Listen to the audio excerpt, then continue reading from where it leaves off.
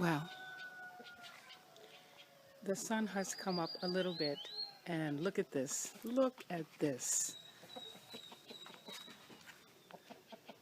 Can you believe that? That's Joseph. He's the big guy. The little one with the black one with the fluffy hair. That's Debbie. Oh. I don't think they want to be on the camera today. They pretty much came out to see if there was food, and I haven't put their food out yet. So, well, that's the way it goes. So this is my garden, and I just want you to greet these little guys the same way they greet me. And I wish you could sense the aroma. This is the white ginger flower, a white ginger lily, and it has the most awesome smell. I can't even describe it to you. It's like a soft, powdery gardenia. Like, imagine the gardenia essence. You bring it down a little bit, put like a little talcum powdery smell over it, and it is so sweet and so gentle. Oh wow, sorry, she wants to be in the show. Well, look at them. Here they are.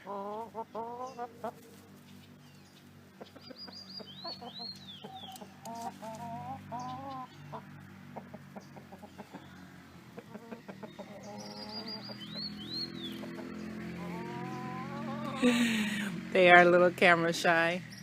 So this is the greeting of the white ginger lily.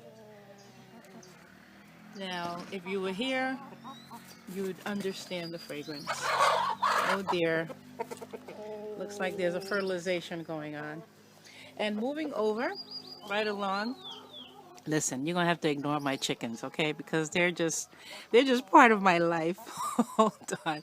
This is a Lantana Camara. Oh my gosh, she's coming back so beautifully.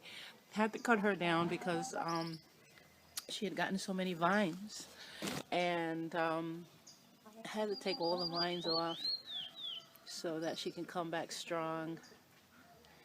It's the Lantana Camara, and look, some of the flowers are just plain orange, but for the most part they get a yellowy fiery kind of flower. It's beautiful. Yeah, she's coming back strong. Well, by the time you get here, she'll be nice and strong. Now over here I have a taro. I don't know if you've ever seen a taro. We don't use a taro in the bath, but he's here, so might as well have a look, right? So he looks a lot like the cocoyam, except that you can tell him by his little red dimple. See, all of his leaves have that little red dimple.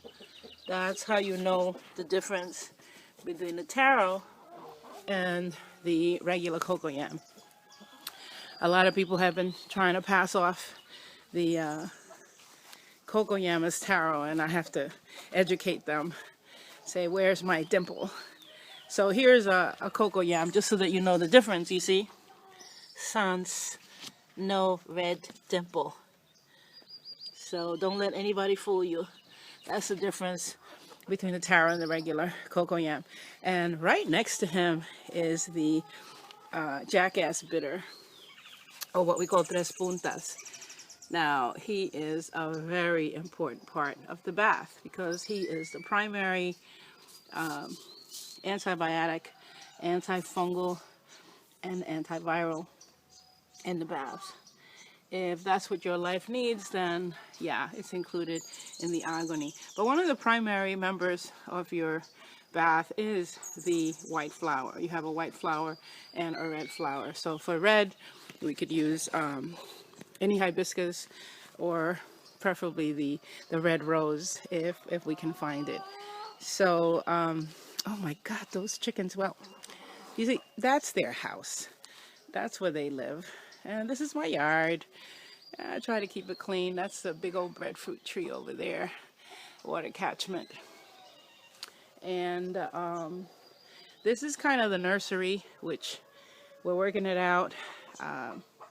took some of those bricks up because they were collecting too much water.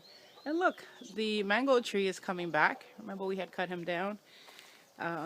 Back here we have all of the sugar cane. And I'm noticing that some trees came up while I was gone. So we have to inspect this and see what... Oh my goodness, look at this. The breadfruit had a baby. Look. I'm gonna have to dig it up because you can't live here, baby. You're gonna have to move. And I'm just having a look through my garden. A good look since I've been gone. Here's another cocoa yam, you see? No red dimple. No, it's a fake cocoa yam. There you go. No red dimple. In here we have some orchids. Again, they're just guys that want to be around. That's a ground orchid over there. Yeah. These are some really pretty orchids that are just growing around the breadfruit tree. Here's another one. Now around April and March, they're going to have gorgeous flowers, and maybe somebody can ID them because I'm not really sure. I don't know their names. I just know they're beautiful, and I love having them around, especially the ground orchid. It's so pretty. Oh, look at this. Look what we have here. You know what that is. And look at his seed. Well, I'm not going to confuse you with that. Look at his seed. Oh, somebody ate them. But you know what this is. This is culantro. Coriander. And he's so tough. What a tough guy. Oh, and he's got little babies growing all over. Look at them. They're everywhere. I guess because no one's been here trampling around.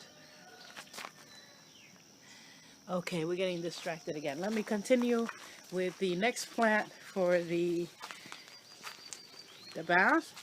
This is a small leaf mint. Again, extremely aromatic. One of the most aromatic mints you'll ever find. A really, really strong essential oil that it gives out. That's an integral, very important part of the bath. And if I can catch, oh, the Damiana. None of them are open today. I was trying to catch an open one. This is the Damiana. And if I can keep my chickens from eating them, well, it'll be a better world. They absolutely love it. Between the small leaf mint and the Damiana, they're in heaven here. So one of the other important herbs for your bath is the Damiana. It absolutely has to go in there, as well as this wide leaf Santa Maria. We have your wow, that's awesome. That's the Lippia Alba. And if you remember, this is what we make toe out of. This has been confused with the datura, but it's not a datura, it's an angel trumpet. It's a bromancia. And here, look at it. Look at that. It's a beautiful flower coming up. Timing it just right for the moon. Look at you. So gorgeous. Growing right along. Now this is the angel trumpet leaf, just so you don't confuse it. And this is the Santa Maria. This is the elephant foot. Remember, this is the leaf for this muscle tenderizer. These are the seeds that you can roast until they become brown, so you can use them like as a spice, like pepper. It has like a combination pepper and licorice kind of taste. It's really delicious. You can use these leaves to wrap up. If you're a meat eater, or even fish. You can wrap your meat in this and roast it or cook it in that, and it just gives it a whole nother flavor. It just takes it to a whole nother level. So that's the Santa Maria all over the place. Another primary ingredient for our Garifuna herbal bath. And while I was gone, somebody ate the moringa tree, but she's coming back. Moringa is a whole nother video, okay? That's like a whole nother ball of wax, but we're going to talk about it. Not this time. We'll do something separate for that. And another important player in our bath is a basil, or our common basil. This is a leaf of the common basil. Now, sharing this with you so that when you come here, it's not this big surprise. You'll just come and you'll be able to recognize some of the plants. But in the meantime, before you come, you can study them on your own and see what their benefits are. And maybe you can teach me a few things, right? So here's another Lippia. Beautiful Lippia Alba. And Lippia is another one of those plants. It's been in our Garifuna bath ever since I can remember. Between the Lippia and the mugwort, or the Artemis, which I'm going to find in a second, those two have always been in our medicinal bath. And they're in there for transformation and healing. And what the Artemis does is it gives you strength and allows you to stand up. Stand up for your rights, just stand up as a woman, to stand up as a man. It just reinforces your will, which is initiated by the Damiana. So your power over your will comes in through the Damiana, and then it's fertilized by or potentiated by the Artemis. And the Lippia continues to elevate. It cleans the air around your head. It's like a mental health practitioner. And it lightens the load around your head, and then it's further elevated by the angel trumpet, which clears up distortions and heaviness and misconceptions, thoughts that have you going in the wrong direction. So these plants work on all levels. And I really can't wait until you can come, and I really hope you can, so that we can share these things face to face.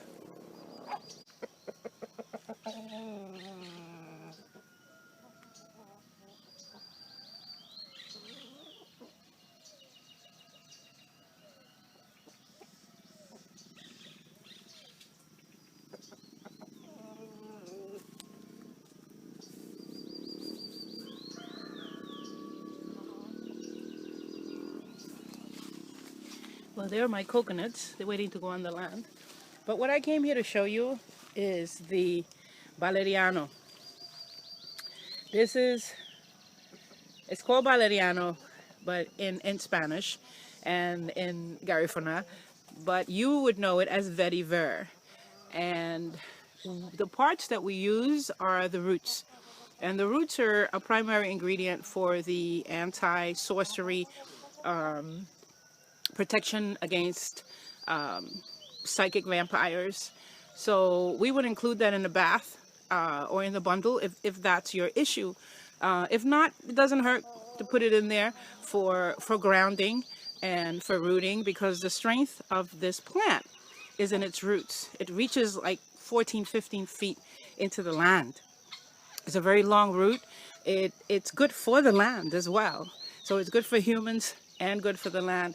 And once they get situated and established, you can't move them suckers out of there, no matter what you do. They're here to stay. That's the valeriano, valerian root. We'll tell you more about that. So for the color red, which is the primary color in your bath, remember we use the red flower and the white flower. They're both in your bath. Now, amongst many reasons, which I will elaborate at another time, the primary reason for the red flower in your bath is for grounding and connecting you to the earth. It has the color red, as well, most of you who are studying with me know, has no metaphysical benefits. Your metaphysical gifts and benefits come at the higher levels. Red is for connecting, because it makes no sense for you to have metaphysical gifts or to develop them if you're not connected. So that's why we put the red in there. Remember that.